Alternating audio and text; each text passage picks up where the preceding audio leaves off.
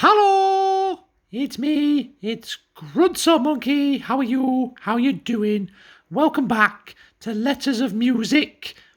Today's episode is all about the letter J, and we're doing it about Jamiroquai and Jean-Michel Jarre. That's a French name, so excuse my accent today.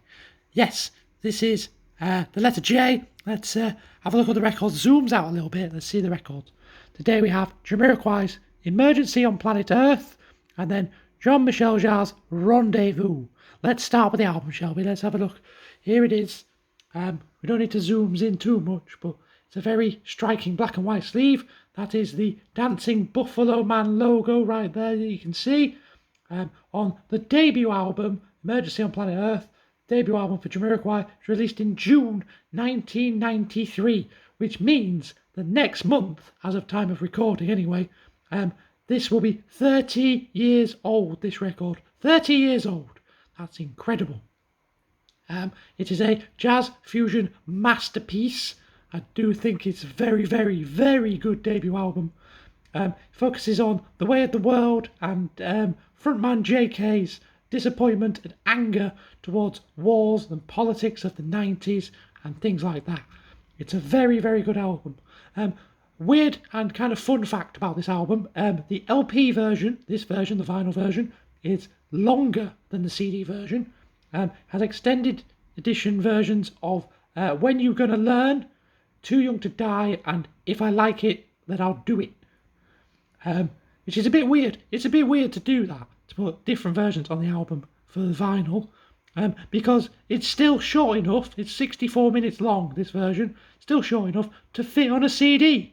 So why have they done that? Why have they put shorter versions on the CD version? I find that very odd, but that's what they've done. Okay, on to the single next. Hello, there's my face, hi. Yes, this is Rendezvous by Jean-Michel Jarre. This is the single from the album Rendezvous, just to confuse you.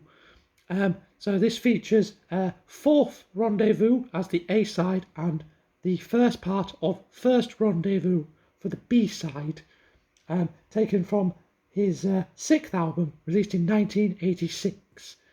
It's very heavy and kind of in your face on the synth sounds that he's using on this album compared to his earlier work like Oxygen and Equinox. It's very cool. It's got like a big female choir in it and stuff. And there's the first album that he introduced the laser harp that he built onto a record as well. So if you ever see him do live versions of songs from this album, he gets the laser harp out. It's very cool. If you've not seen it, go look it up on YouTube. It's a very fancy instrument. I think he invented it anyway. I say he invented it. If he didn't invent it, he certainly popularised it. You should go watch that. It's quite cool. You may also know Fourth Rendezvous specifically if you're from the UK. If you watched the World Cup in 1998, the television coverage for the World Cup was a remix version of Fourth Rendezvous because, of course, the World Cup in 1998 was held in France. So that makes perfect sense. So that's what they did. They got Apollo 440, or a British band, not a French band, a British band, to remix it, and they re-released it later in 1998 as the World Cup theme, which is quite cool. That's quite cool. So yes, I will of course put a couple of tracks from the Jamiroquai album and also from Rendezvous, probably will be part 4 and part 1 of Rendezvous, onto the Spotify playlist, which you can see in the description on the video, and if you're watching this via Patreon, it should be in that description as well. I will be back next time with the letter K, and have yourselves a lovely time in the meantime. Okay, bye!